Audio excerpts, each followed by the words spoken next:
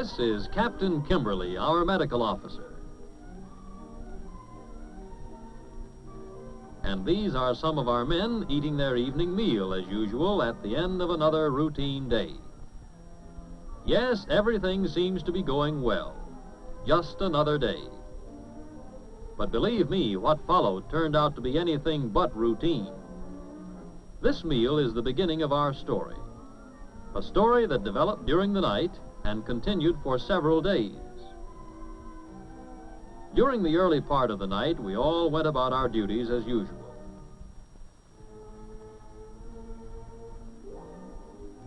Everything was nice and smooth and quiet, the way we like to see things run.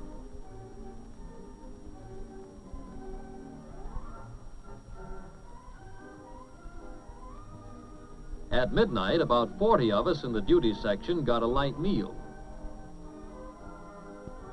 It was just about this time that things were beginning to happen. It began like this. At first, a few of the men who weren't in the duty section got sick.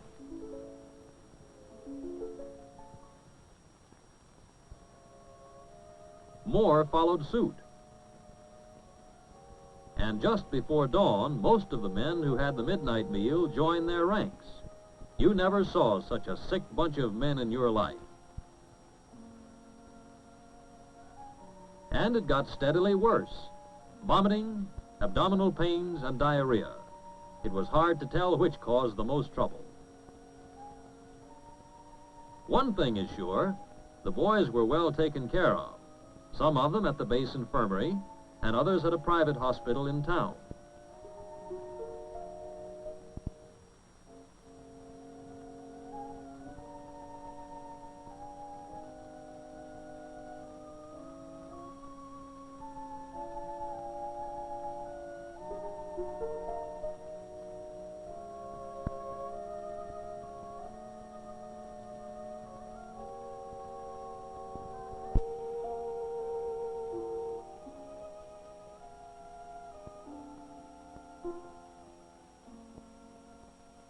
For a while, all we had time to do was bring in the sick, and some of them were plenty sick, get them in bed, and leave them to Captain Kimberly and his assistants.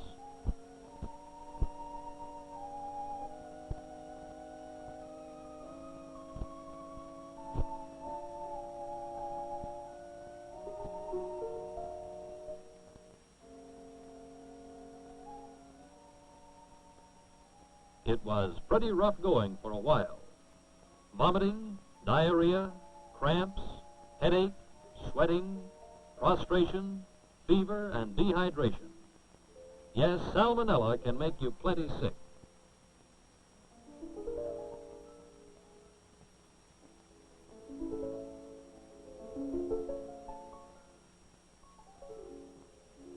Just as soon as we got the chance to let up and breathe a little, we got down to the business of finding the cause of all the trouble.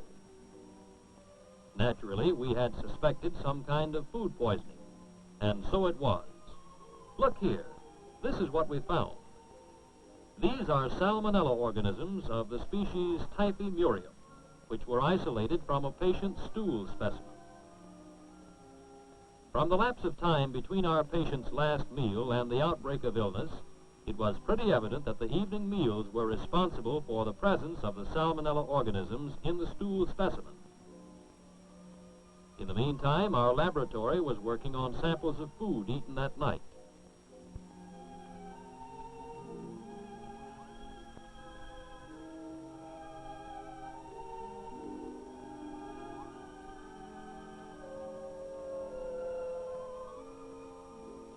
Sampling, incubating, plating, transfer, and then more incubating.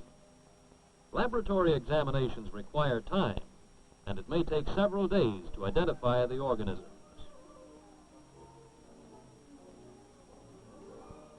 Our results showed that the other foods were okay, but the samples of leftover chicken and the gravy revealed the same bacteria as the stool specimens of the patients.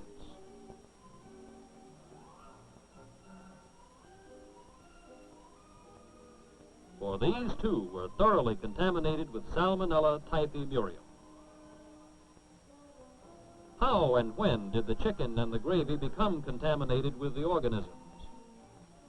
Well, here's one thing we'll have to assume, but it's a pretty safe assumption. One or more of these chickens were contaminated by the Salmonella organisms on the outside, and very likely inside. And of course, the liver and gizzard are prime suspects. During the cleaning operation, this cutting board was undoubtedly contaminated.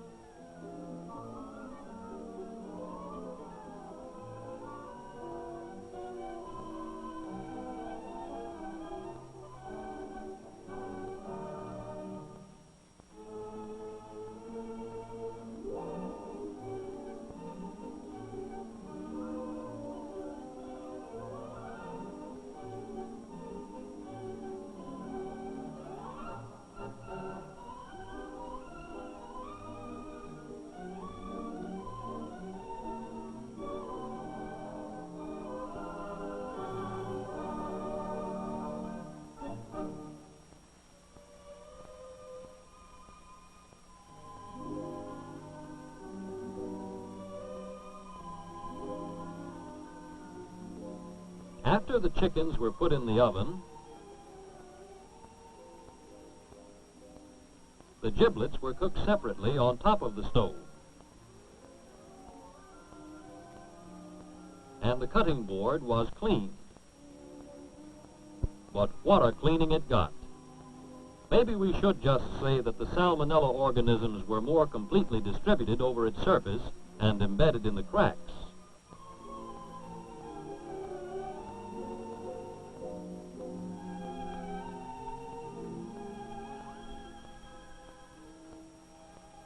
While the giblets were cooking, a white gravy was prepared. And then the giblets were taken from the stove.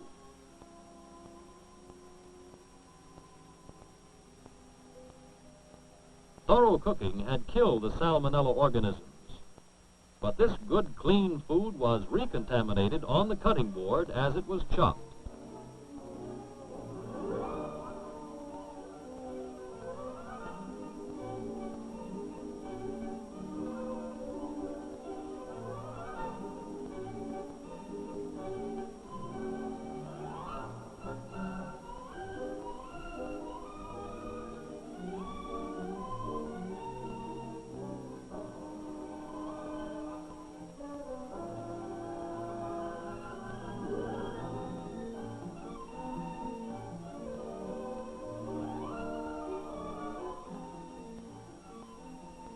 Then these recontaminated giblets were put into the gravy.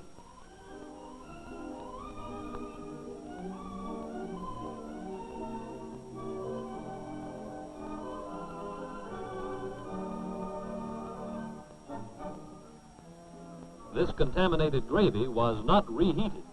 It was prepared for serving. And on the steam table, there wasn't enough heat to kill the organisms. In fact, there's a good chance they began to grow.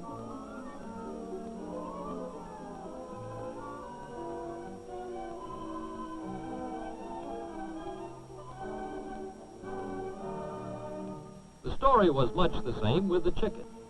Heat killed the Salmonella organisms in the oven. But again, the unclean cutting board contaminated the safe chicken meat as it was carved for serving.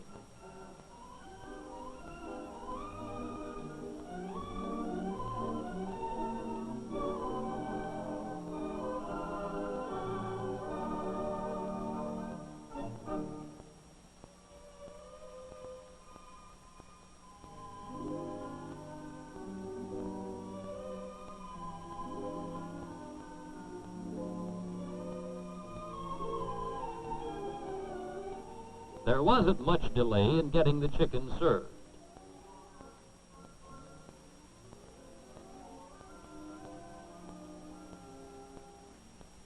And between the gravy and the chicken, we can account for the men who were sick around midnight or soon after. Those acute cases that occurred later form another chapter in our story. Here's how the next chapter goes. Food left over from the evening meal was saved for the midnight meal. And here in this lukewarm steam table, the salmonella organisms continued to grow. And to make matters worse, the cutting board contributed a new bunch of organisms as the leftover chicken was prepared for serving.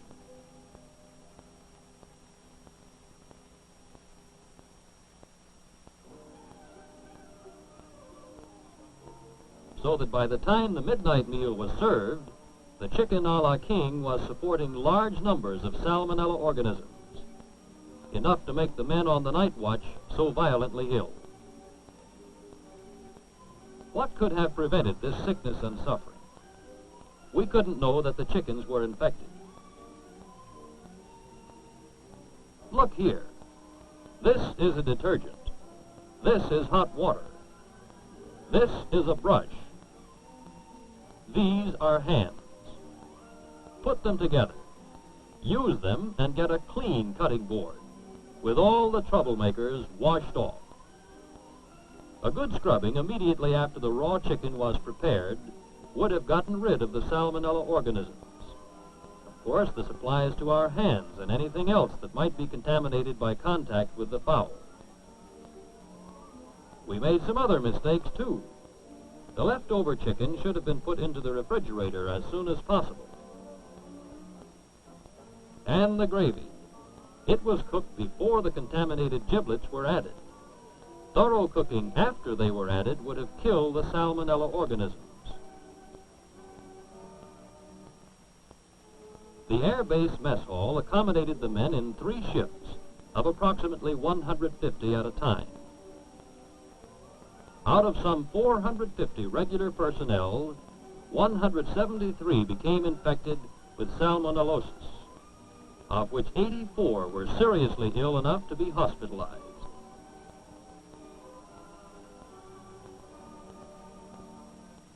All effected complete recovery and were back on duty within several days to about 2 weeks.